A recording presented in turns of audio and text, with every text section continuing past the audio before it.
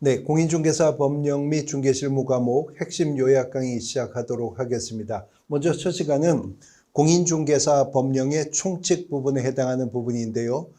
부동산 중개업이 어떤 변천 과정을 통해서 현행 공인중개사 법령이 마련되었는가 하는 부분, 그리고 공인중개사 법령의 제정 목적, 또 법적 성격, 공인중개사 법령의 구성, 그리고 공인중개사법 2조에서 규정하고 있는 6개의 용어의 정의까지 첫 시간에 살펴보려고 합니다.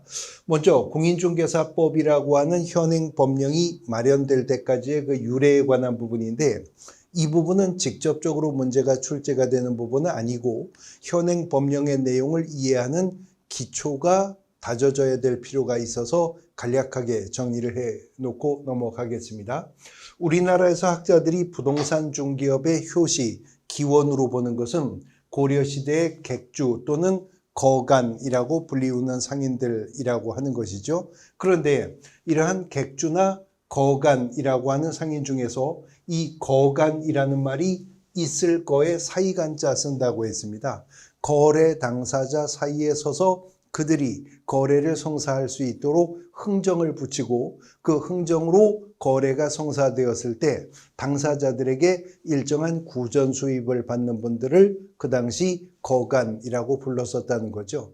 근데 이러한 거간들이 거간하는 업종이 전문화되면서 포목거간, 쌀거간, 우거간 이렇게 거간들이 나누어지게 되면서 지금의 부동산의 개념인 토지나 가옥의 매매를 전문으로 거간하는 분들이 있어서 집 가자에 거간 쾌자를 붙여서 각회라고 불렀었다는 겁니다. 고려시대의 객주든 조선시대의 이 각회든 그 당시 산농공상의 엄격한 신분에 의한 계급사회 속에서 가장 비천한 상행위를 하는 자들이었기 때문에 어떤 제도적인 그 업종에 종사하기 위한 규제나 어떤 제도가 마련되어 있진 않은 이른바 자유영업제에 있다가 1890년에 객주거간 규칙이라고 하는 법이 인가제 형태로 잠깐 시행되었으나 우리가 일본의 국권을 침탈당하게 되면서 폐지가 되었다가 일제강점기 하에 소개영업 취체규칙이라고 하는 법이 1910년 22년 제정되게 되었다고 합니다. 그런데 이 소개영업 취체규칙은 일제강점기 하에서 입법이 된 법이었음에도 45년 해방된 이후에도 한동안 효력을 유지하면서 내려가다가 1960년대 초반 구법령 일제 정비 작업에 맞추어 소개영업법이라는 법으로 대체가 되더라는 거죠. 그런데 소개영업법은 부동산 중개만을 전문으로 규율하는 법이 아니라 모든 민사중개를 포괄적으로 규율하는 형태의 법이었기 때문에 부동산 중개만 전문적으로 규율하는 독립한 법률이 있어야 하겠다라고 하는 필요성이 대두가 되더라는 겁니다.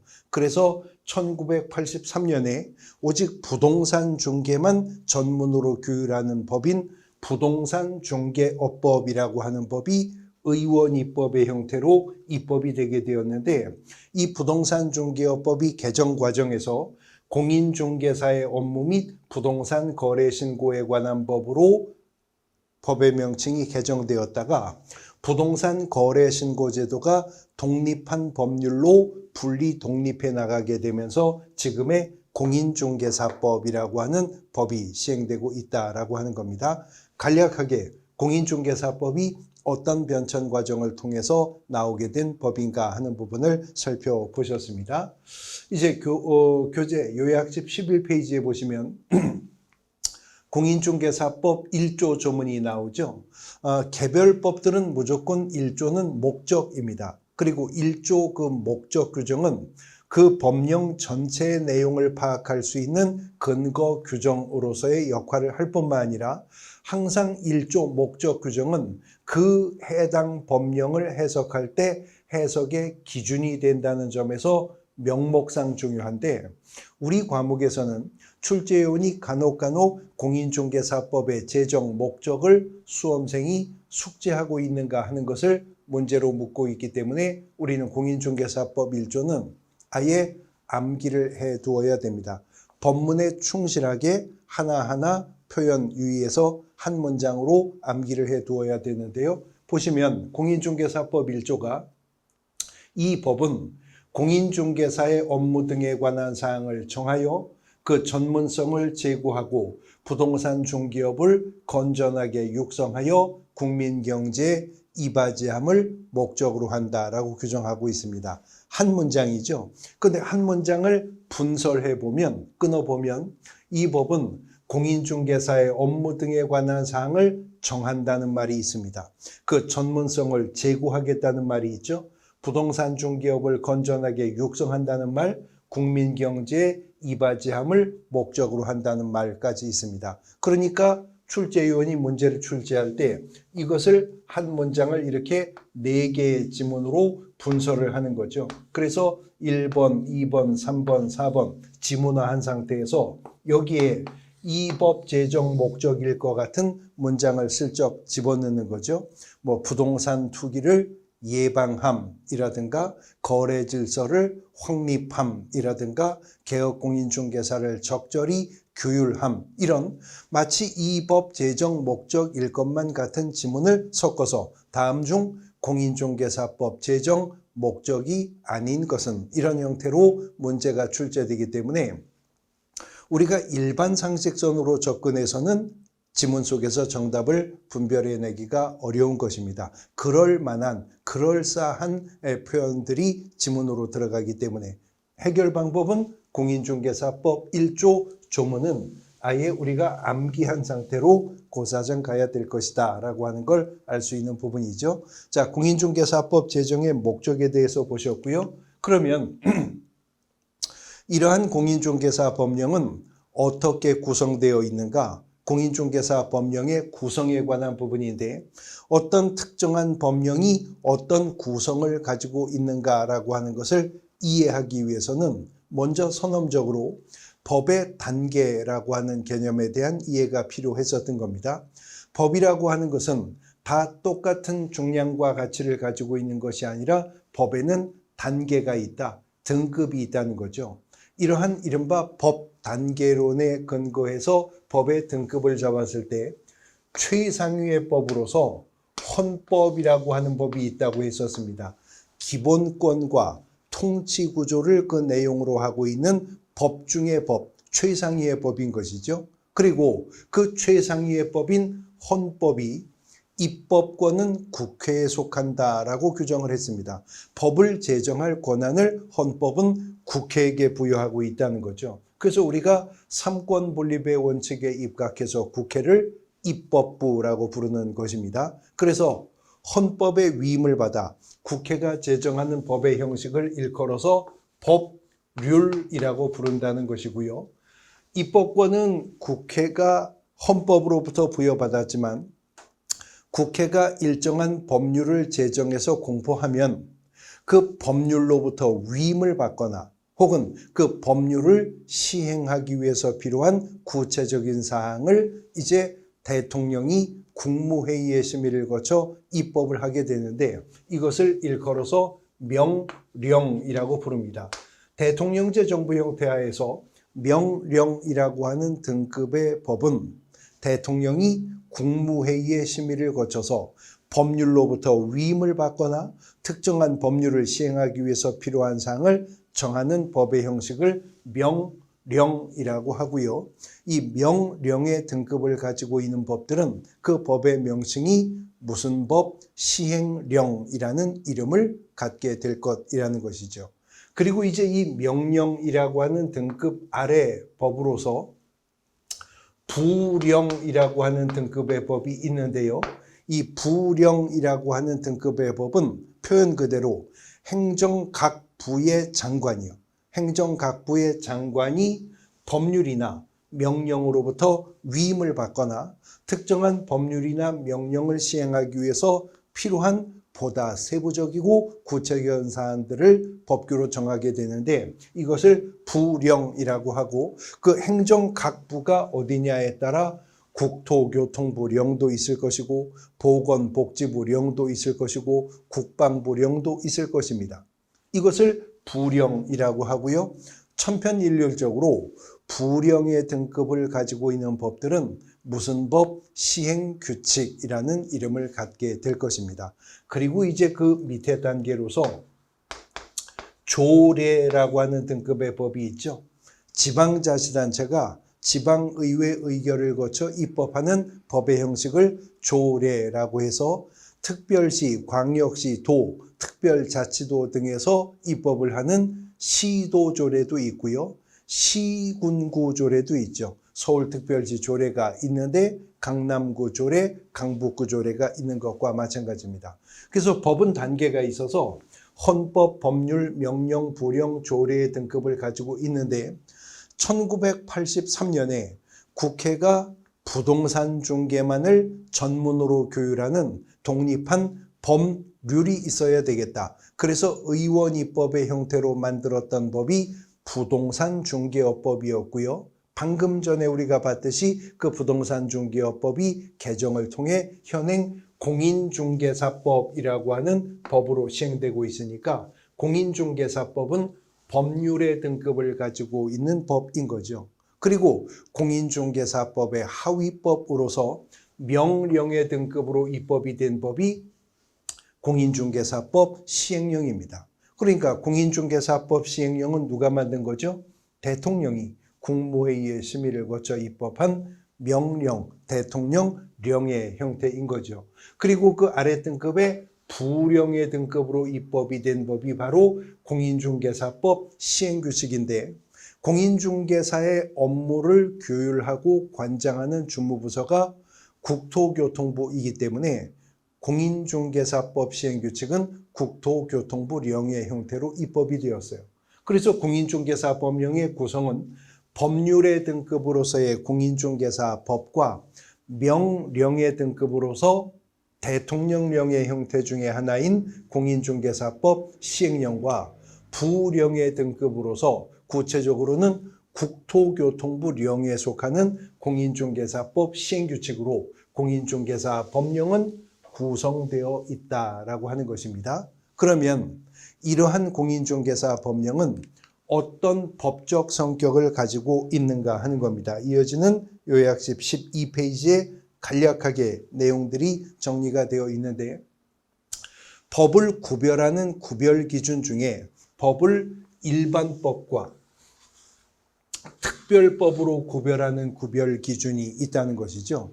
일반법이라고 하는 것은 보다 넓은 범위, 보다 넓은 장소, 보다 넓은 사람에게 적용되는 법을 일반법이라고 합니다. 이에 비해서 특별법이라고 하는 것은 보다 좁은 범위, 장소, 사람에게 적용되는 법이 특별법이라는 것이죠. 그런데 무엇보다 넓고 좁느냐의 그 기준이 상대적인 것이기 때문에 A법은 일반법이다, B법은 특별법이다라고 표현될 수 있는 성질의 것은 아니고 A법은 B법의 일반법이다 라거나 B법은 A법의 특별법이다라고 비교 상대 속에서 평가되는 기준이라는 겁니다.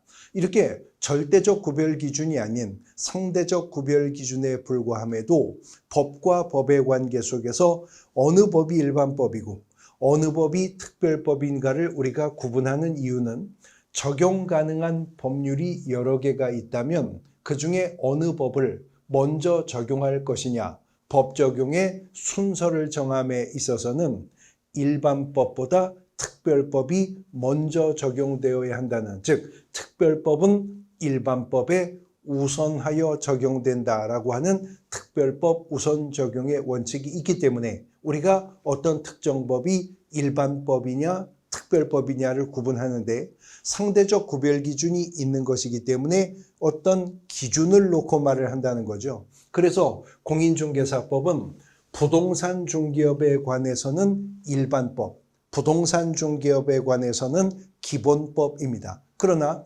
민법이나 상법에서 봤을 때 공인중개사법은 보다 좁은 범위, 장소, 사람에게 적용되는 법이기 때문에 공인중개사법은 민법이나 상법의 특별법적 성격을 가지고 있죠. 근데 개념이 상대적인 것이어서 공인중개사법에서 보면 민법도 일반법이고 상법도 일반법입니다. 공인중개사법이 보기에는.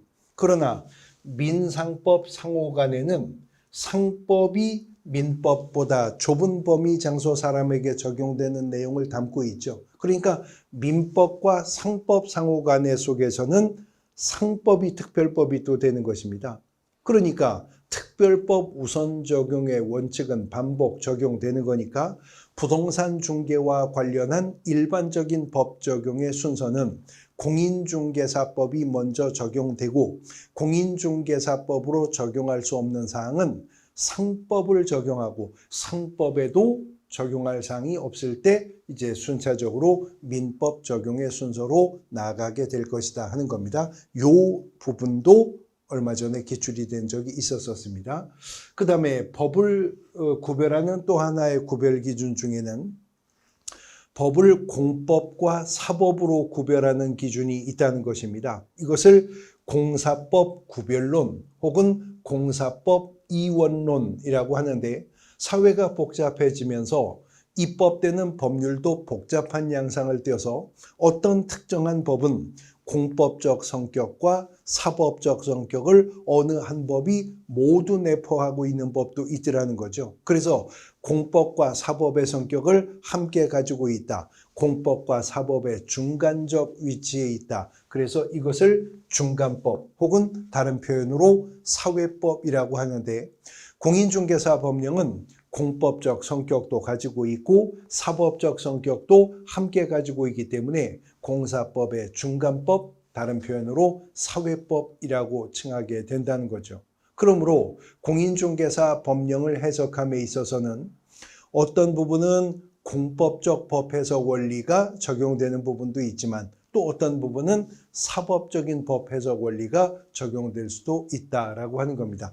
국내법, 국제법 구별하는 구별 기준 속에서 공인중개사법은 대한민국 영토 내 토지 건물 등에 대한 거래 알선에 적용되는 법이니까 당연히 국내법에 속하게 될 것이다 라고 하는 거죠. 자, 공인중개사 법령의 법적 성격까지 보셨습니다. 이제 본격적으로 매년 빠짐없이 문제가 출제가 되는 단원으로 넘어왔습니다.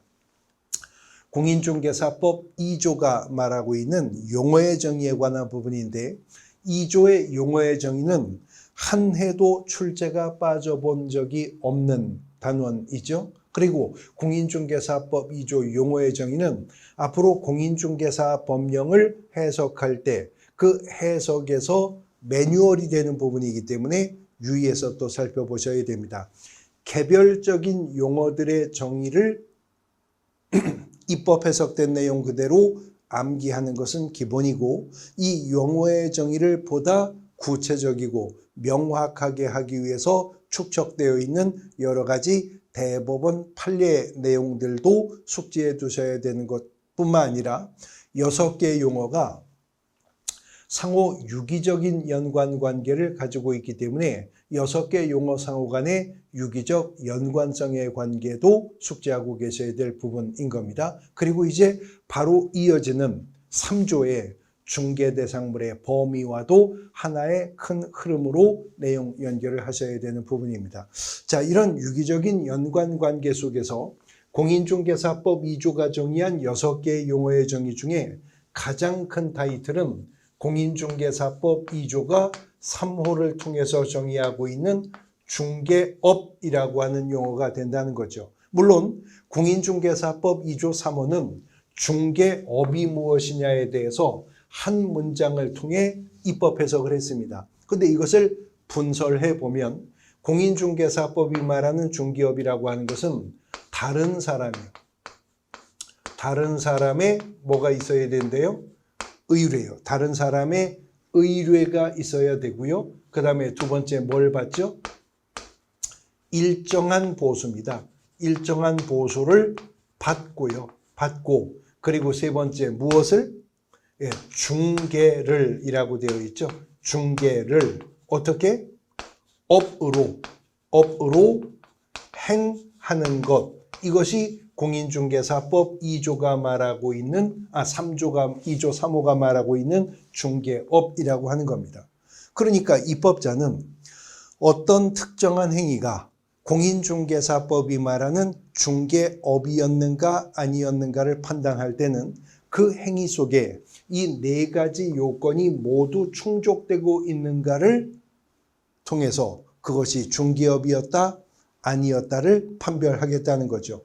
다른 사람의 의뢰에 의해서 일정한 보수를 받고 중개를 행하였다 하더라도 업으로 행한 것이 아니었다면 그 행위는 중개업이 아닌 겁니다. 다른 사람의 의뢰에 의해서 중개를 업으로 행했다 하더라도 일정한 보수를 받지 않았으면 그 행위는 중개업이 아닌 겁니다. 네 가지 요건이 모두 충족이 되었을 때 공인중개사법은 그것이 중개업이었다고 판단을 한다는 겁니다. 그런데 중개업이 되기 위한 네 가지 요건 중에 키워드는 중개인 거거든요. 결국 중개업은 다른 사람의 의뢰에 의해서 일정한 보수를 받고 업으로 행한 그 행위가 중개 행위일 때 중개업이 되는 거니까요. 그러니까 입법자는 6개 용어의 정의 중에서도 중개가 무엇이냐를 먼저 정의를 하고 있는 거죠. 공인중개사법 2조 1호에 따르면 중개라 함은 제3조의 규정에 따른 중개대상물에 대하여 이렇게 출발합니다. 지금 우리가 2조를 공부하고 있는데 바로 이어지는 조문인 3조가 중개대상물의 범위를 법으로 확정할 것임을 이미 2조 1호에서 언급하고 예고하고 암시하고 있습니다. 그래서 그 제3조의 규정에 따르는 중개대상물, 이걸 우리가 법정 중개대상물이라고 부르기로 했었던 거죠. 그래서 그 법정 중개대상물이요, 법정 중개대상물에 대하여 누구 간에? 거래 당사자 간입니다. 거래 당사자 간의 매매, 교환, 임대차, 그 밖의 권리라고 하는 표현이 나오고 있죠. 매매, 교환, 임대차, 그 밖의 권리의 득, 실, 변경에 관한 행위를 어떻게 하는 것? 알선을 하는 것. 이것이 바로 중개라고 하는 겁니다. 그러니까 공인중개사법이 말하는 중개업이란 개념을 펼쳐보면 중개업이란 다른 사람의 의뢰에 의해서 일정한 보수를 받고 법정 중개대상물에 대해서 거래 당사자 간의 매매, 교환, 임대차, 그 밖의 권리 득실 변경, 알선하는 행위를 업으로 행하였을 때 이것이 공인중개사법이 말하는 중개업이 된다 하는 겁니다. 이제 그 중개업이 되기 위한 세부적인 요건들까지 하나하나 좀 순차적으로 짚어보면 중개업이 되려면 일단은 다른 사람의 의뢰가 있어야 한다는 것입니다. 그래서 개업공인중개사에게 의뢰를 한 이 다른 사람을 이제 공인중개사법에선 일컬어 의뢰인이라고 부르게 될 것이죠. 그런데 의뢰인 중에는 매도를 의뢰하는 의뢰인도 있고요. 중개대상물에 대해서 임대를 의뢰하는 의뢰인도 있을 것이고 무슨 권 설정을 의뢰하는 의뢰인도 있겠죠. 이런 의뢰인들은 중개대상물에 대한 권리를 넘겨주려고 하는 개업공인중개사의 중개를 통해 자기가 가지고 있는 그 물건의 어떤 권리를 넘겨주고자 하는 의뢰인이기 때문에 우리가 이런 의뢰인들을 통칭해서 이전 의뢰인이라고 부르는 것이고요. 매수 의뢰인, 임차 의뢰인 혹은 무슨 권 설정 의뢰인, 이런 의뢰인들은 중개대상물을 기준으로 중개대상물의 특정한 권리를 얻으려고 하는 의뢰인이다. 그래서 취득 의뢰인이라고 부르게 될 겁니다. 어쨌든 이러한 의뢰가 있어야 된다. 이 법에선 의뢰인이라고 부르기로 했습니다. 다른 사람을. 이런 다른 사람의 의뢰에 의해서 일정한 보수를 받고라고 되어 있죠. 관련하여 대법원 판례가 형성되고 있는 것인데 받고라고 했기 때문에 받았어야 어떤 특정한 행위가 중개업이 될 수가 있다는 겁니다. 심지어 달라고 했다 하더라도, 심지어 받기로 합의했다 하더라도 아직 받지 않았으면 그 행위는 중개업이라고 할 수가 없답니다. 받고이기 때문에 받았어야 중개업이 됩니다. 그리고 이제 중개를 업으로 행하는 것인데, 중개는 제3조 규정에 의한 중개대상물에 대하여 그랬죠. 우리가 이제 2조를 정리하고 다음 시간에 3조에 가서 3조가 정의하고 있는 중개대상물의 범위가 어떠한 것이고 그 개념이 무엇이며 어떤 특징을 가지고 있는가 하는 것을 펼쳐보게 될 건데, 제목만 나열해 보면 토지, 건축물, 그 밖에 토지의 정착물, 임목, 공장재단, 광업재단이 법이 정한 중개대상물입니다.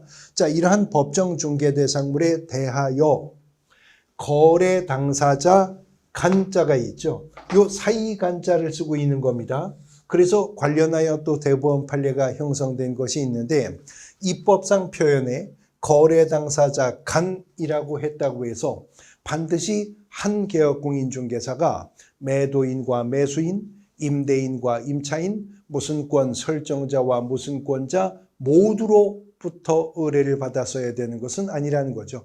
당사자 중 어느 일방 의뢰만 가지고도 알선할 수 있다. 즉 공인중개사법상 중개는 입법상 표현은 단독 중개를 전제로 언급을 하고 있지만 공인중개사법상의 중개는 공동중개도 인정이 될 것이다 라고 하는 겁니다. 자, 이런 거래 당사자 간에 매매, 교환, 임대차만 알선하는 것이 중개가 아니라 매매, 교환, 임대차 그 밖의 권리의 득실 변경을 알선하는 것이 중개입니다. 그러면 매매, 교환, 임대차 외에 알선 가능한 또 다른 권리가 있다는 말이잖아요. 그래서 이 그 밖의 권리가 무엇이냐? 이것이 매년 또 시험 문제 지문으로 등장하고 있는데, 이른바 용익물권이라고 분류되는 지상권, 지역권, 전세권, 이런 용익물권은 그 설정이든 이전이든 관계없이 모두 다 개업공인중개사가 알선할 수 있는 그 밖의 권리에 포함이 된다 하는 거죠. 그런데 재물권 중에서 담보물권이라는 게 있죠. 우리가 이걸 용익물권이라고 하는데, 모든 용익물권은 알선할 수 있는 그 밖의 권리에 속합니다. 그런데 담보물권 중에서 설정에도 이전에도 관계없이 자유롭게 개업공인중개사가 알선 가능한 담보물권은 오직 저당권뿐이었었죠. 그리고 대법원 판례에 따르면 저당권은 개업공인중개사가 알선할 수 있는 그 밖의 권리에 속하는데, 심지어는 저당권 설정의 알선 행위가 금전 소비대차의 부수가 되어서 채권 담보 목적으로 이루어지는 저당권 설정을 알선했다 하더라도 그것 또한 공인중개사법상 중개에 속하게 된다라고 하는 겁니다. 그러나 저당권과 달리 유치권이라고 하는 담보물권은 우리가 다른 표현으로 법정담보물권이라고 합니다. 유치권은 물권임에도 등기 능력도 우선 변제권도 없는 권리인 거죠. 그러나 유치권의 성립은 법률 규정에 의해서 성립하게 되는 것이므로 알선할 수 없지만, 유치권이라고 하는 권리 자체가 일신전속적인 권리는 아니어서 이전성은 인정된다는 거죠. 그러니까 피담보채권과 함께 목적물을 이전하는 경우에 알선이 개입될 여지가 있다는 겁니다. 그래서 유치권은 성립은 알선할 수 없으나 유치권의 이전에는 알선이 개입될 여지가 있다는 겁니다. 그 외에 가등기 담보 등에 관한 법률에 의한 담보 가등기라든가 환매권 같은 것들이 알선할 수 있는 그 밖의 권리에 속한다는 거죠. 그러므로 매매, 교환, 임대차 외에도 이런 권리의 득실 변경을 알선한다면 그거는 공인중개사법상 중개에 속합니다. 자, 이러한 중개 행위를 업으로까지 행하였을 때 비로소 중개업이 된다는 것인데, 어떻게 행하면 특정한 행위가 업으로 행하게 되는 것인지에 대해서는 공인중개사법 2조가 침묵하고 있습니다. 입법 해석되어 있지 않기 때문에 다른 법 해석이 개입될 여지를 두고 있는 것이고요. 그래서 사법 해석인 대법원 판례를 통해 우리는 어떻게 행하는 것이 업으로 행하는 것인지를 정리해 왔었던 거죠. 대법원 판례에 따르면 어떤 특정한 행위를 업으로 한다는 것은 대상은 불특정 다수인을 상대로 해야 한답니다. 그리고 방법은요, 계속적 반복적이어야 한다는 것이죠. 그리고 그 행위를 행하는 목적이 영업을 목적으로요. 영리를 목적으로 행할 때 판례는 그자가 그 행위를 업으로 행했다고 봅니다. 대상은 불특정 다수인을 상대로, 방법은 계속적 반복적으로, 목적은 영업을 목적으로 했어야 된다. 그런데 불특정 다수인을 상대로 했느냐 그렇지 않느냐, 계속적 반복적으로 했느냐 그렇지 않느냐, 영업을 목적으로 했느냐 그렇지 않느냐를 판단할 때는 행위자의 주관적 의사에 의해서 판단할 문제가 아니라 규모, 동기, 양태, 의사 등을 종합적으로 판단해서 사회 통념에 맞게, 거래관념에 맞게 객관적 시선에서 판단해야 된다는 것이 대법원 판례의 입장인 겁니다. 자, 이런 공인중개사법상의 중개업이라고 하는 행위를 적법하게 행하기 위해서는 현행 공인중개사법은 중개사무소의 개설, 등록을 해야 된다라고 하는 거죠. 그리고 공인중개사법이 그 등록을 한 자를 일컬어 개업공인중개사라고 칭하기로 했었던 겁니다. 등록을 한 자, 그러므로 등록은 궁극적으로 대인적인 처분입니다. 등록의 대상이 사람이라는 거죠. 그런데 법에서 말하는 권리의 주체로서의 사람은 법인이 있고 개인이 있죠. 그래서 개업공인중개사의 종별을 일단 크게 양분한다면 법인인 개업공인중개사가 있는 것이고 개인인 개업공인중개사가 있을 것입니다.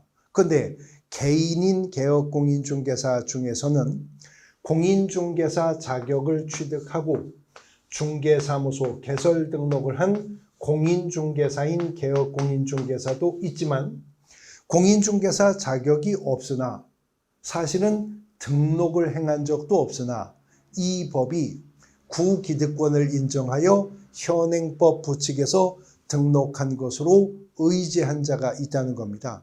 공식적으로는 법제 7638호 부칙 제6조 제2항의 규정에 의하여 중개사무소 개설 등록을 한 것으로 보는 자라고 호칭하는데 공식적인 호칭이 너무 길기 때문에 우리는 이 자들을 약칭하여 부칙상의 개업공인중개사라고 부르기로 했었던 거죠. 그래서 개업공인중개사의 종별을 3분해 보면 법인인 개업공인중개사와 공인중개사인 개업공인중개사와 부칙상의 개업공인중개사로 3분되게 된다는 겁니다. 그런데 이 중에 부칙상의 개업공인중개사는 법 개정 과정에서 구기득권을 인정받은 것이지 새롭게 될 수 있는 개념이 아니에요. 그러면 중개업을 적법하게 하려면 등록을 해야 되고 등록을 한 자를 개업공인중개사라 하는데 세 가지 개업공인중개사의 종별 중 부칙상의 개업공인중개사는 새롭게 될 수 있는 것이 아니니 새롭게 개업공인중개사가 될 수 있는 것은 법인인 개업공인중개사가 공인중개사인 개업공인중개사가 되는 두 갈래 길밖에 없는 거죠. 그래서 공인중개사법 9조 2항은 법인 또는 공인중개사가 아닌 자는 중개사무소 개설 등록을 신청할 수 없다라고 규정하고 있는 겁니다. 결국 개인으로서 새롭게 등록하여 개업공인중개사가 되려면 먼저 등록 전에 공인중개사이어야 한다는 거죠. 그래서 공인중개사법 2조 2호가 공인중개사에 대해서 별도로 정의하고 있는데 공인중개사라 함은 이 법에 의한 공인중개사 자격을 취득한 자를 말한답니다. 자격을 취득한 자를 공인중개사, 등록을 한 자를 개업공인중개사라고 칭한다고 하니까 공인중개사인 개업공인중개사 그렇게 말하면 자격을 취득하고 뭐까지 한 자? 등록까지 한 자를 공인중개사인 개업공인중개사라고 칭하게 될 겁니다. 근데 공인중개사 중에서는 자격만 취득하고 있는 그냥 공인중개사도 있고 자격을 취득하고 개설 등록까지 한 공인중개사인 개업공인중개사도 있겠죠. 그런데 공인중개사 중에서는 자격을 취득하고 자기 명의로 등록을 한 게 아니라 자격을 취득한 후 등록을 한 자에게 소속이 되어서 중기업에 종사하는 공인중개사도 있더라는 겁니다. 그래서 그 자를 일컬어 소속 공인중개사라 하고 공인중개사법 2조 5호가 정의를 하는데, 소속 공인중개사라 하면 개업공인중개사에게 소속된 공인중개사로서 중개 업무를 수행하거나 개업공인중개사의 중개 업무를 보조하는 자를 말한다는 거죠. 그러니까 개업공인중개사와 소속공인중개사는 민법상의 관점에서 조명하면 이른바 고용계약 속에서 개업공인중개사가 사용자, 소속공인중개사가 그 피용자 신분에 있다는 걸 알 수가 있습니다. 우리 현장 실무상의 용어로 말하면 개업공인중개사가 사장이고 소속공인중개사는 그의 직원인 거죠. 그러나 개업공인중개사가 중개사무소에서 중개 업무를 보조케 하기 위할 목적으로 고용한 직원들이 다 공인중개사 자격증 있는 건 아니거든요. 자격증이 없는 직원이 훨씬 많거든요. 그래서 그 자격증이 없는 자를 중개보조원이라고 구분하여 공인중개사법 2조 6호가 별도로 정의를 하고 있는 겁니다. 2조 6호 보시면 중개보조원이라 하면 공인중개사가 아닌 자로서 개업공인중개사에 소속되어 중개대상물에 대한 현장 안내 및 일반 서무 등 개업공인중개사의 중개 업무와 관련한 단순한 업무를 보조하는 자를 말한답니다. 공인중개사법 2조 5호가 정의한 소속공인중개사와 2조 6호가 정의한 중개보조원, 양자를 비교해 보면 이동점이 발견되는데요. 소속공인중개사는 공인중개사로서라고 말했어요. 근데 중개보조원은 아예 출발할 때부터 공인중개사가 아닌 자로서라고 말하고 있죠. 공인중개사 자격증 소지 유무에서 양자가 구분되는구나 하는 걸 알 수 있죠. 그리고 공인중개사 자격증이 있는 소속공인중개사는 업무를 보조만 할 수 있는 게 아니라 소속공인중개사가 직접 주도적인 수행도 할 수가 있습니다. 그러나 공인중개사가 아닌 자인 중개보조원은 업무 수행은커녕 보조도 단순한 업무 보조만 할 수 있다는 점에서 차이가 있습니다. 그러나 소속공인중개사와 중개보조원은 이렇게 다르기만 한 것이 아닌 것이, 소속공인중개사도 개업공인중개사에게 소속된 자이고 중개보조원도 개업공인중개사에게 소속된 자입니다. 소속공인중개사도 개업공인중개사의 중개 업무를 보조하고요. 중개보조원도 단순하지만 중개 업무 보조는 합니다. 그래서 공인중개사법이 소속공인중개사와 중개보조원에게 공통 적용되는 사항을 입법하게 될 때 간결한 입법을 위해 소속공인중개사와 중개보조원을 통칭하여 2조가 별도로 용어의 정의를 하고 있지는 않지만 고용인이라고 하는 표현을 사용하고 있다는 거죠. 결국 고용인이란 개업공인중개사에게 소속이 되어 중개 업무를 보조하는 자가 고용인인 겁니다. 그런데 개업공인중개사의 고용인 중에는 공인중개사 자격증이 있는 고용인도 있고 없는 고용인도 있어서 자격증 있는 고용인을 일컬어 소속공인중개사, 자격증 없는 고용인을 일컬어 중개보조원이라고 한다는 거죠. 그러므로 개업공인중개사가 고용한 고용인이 소속공인중개사냐 중개보조원이냐에 따라 확연하게 공인중개사법상의 의무와 책임 범위는 달라지게 될 겁니다. 소속공인중개사는 공인중개사로서 업무 수행까지 할 수 있기 때문에 인장 등록도 해야 되고요. 업무를 수행했다면 개업공인중개사와 함께 거래계약서, 확인설명서 등에도 서명 날인해야 하며 품위를 유지하고 신의와 성실로 공정중개 업무 수행해야 됩니다. 그러나 중개보조원은 단순 업무만 보조하기 때문에 그런 일련의 의무 대상에서는 또 제외되게 될 것이다 하는 거죠. 공인중개사법 2조가 정의하고 있는 6개 용어의 개별적 의무와 6가지 용어들의 상호 유기적인 연관 관계들 핵심 이론 정리해 보셨습니다.